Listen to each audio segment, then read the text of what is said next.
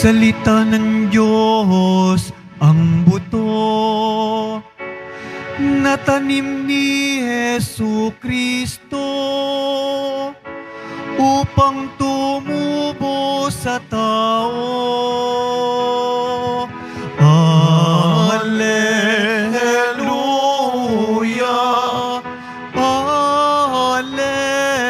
Alleluia, Alleluia, Alleluia.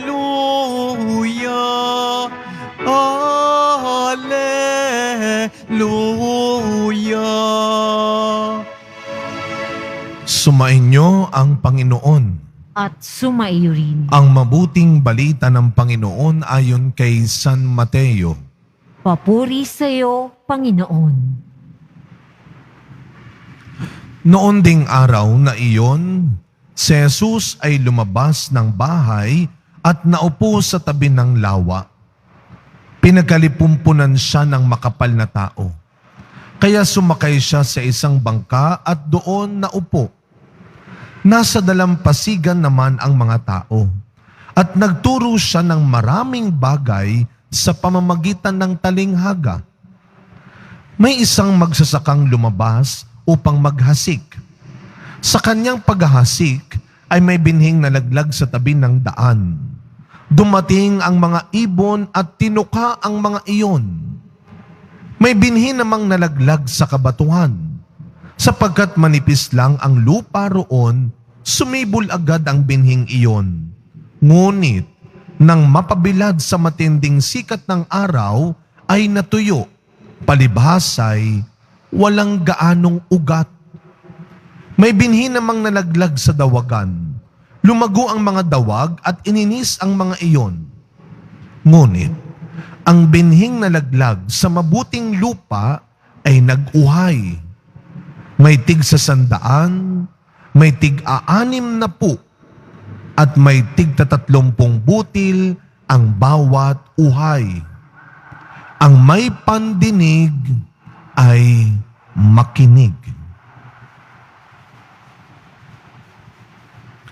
Mga kapatid, ang mabuting balita ng Panginoon.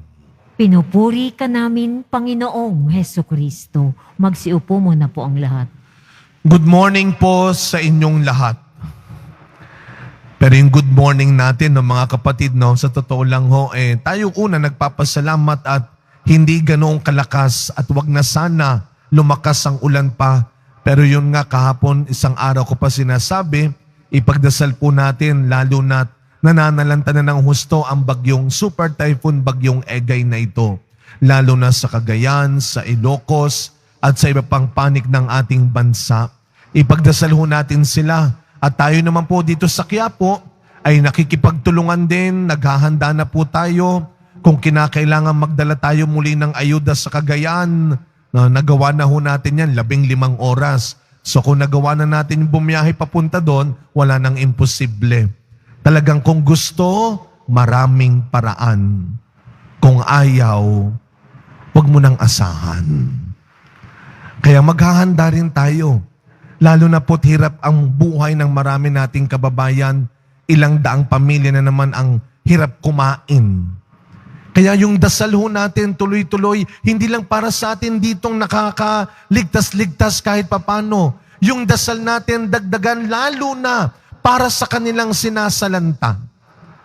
Yun ang isang buhay na buhay ng Kristiyano. Yan ang bunga dapat ng ginagawa mong pagsisimba halos araw-araw. Yung nabubuo, nabubuhay, ang ugali mong magmalasakit sa kapwa, yan ang bunga ng Eucharistia, ng bawat misa.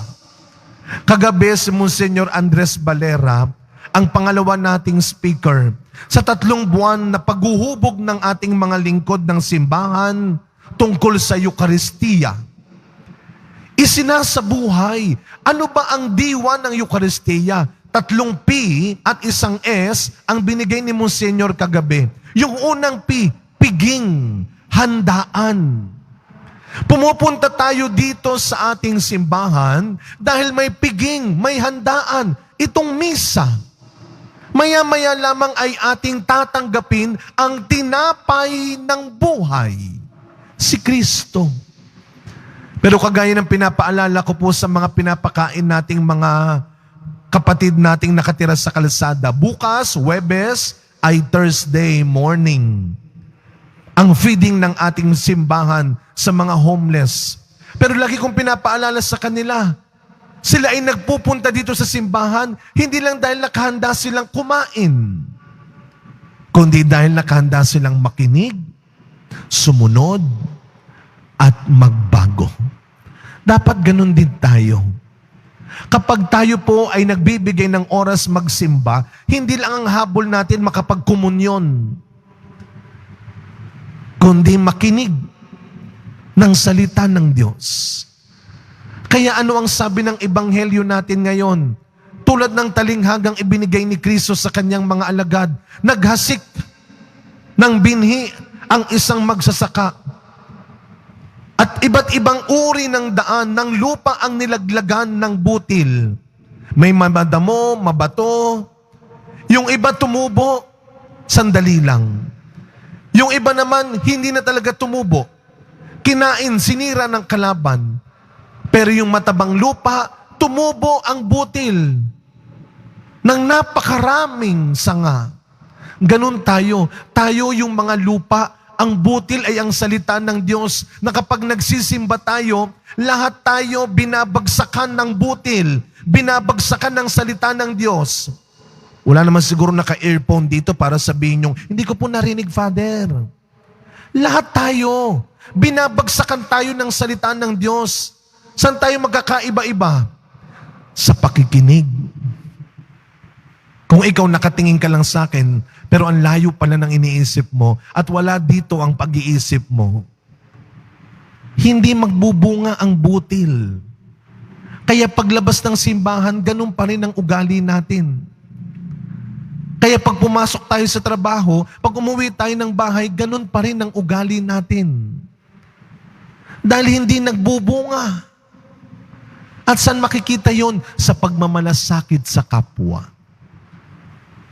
Kaya yung ating kapistahan ngayon, San Joaquin, Santa Ana, mga lolo at lola ni Kristo, sila ay nakinig, naniwala at sumunod sa salita ng Diyos, sa pangako ng Diyos. Sa ating unang pagbasa, muling ipinakita ng Diyos ang katapatan niya sa kanyang bayang Israel. Kahit napakarami nilang reklamo, binigyan pa rin sila ng tinapay ng Diyos.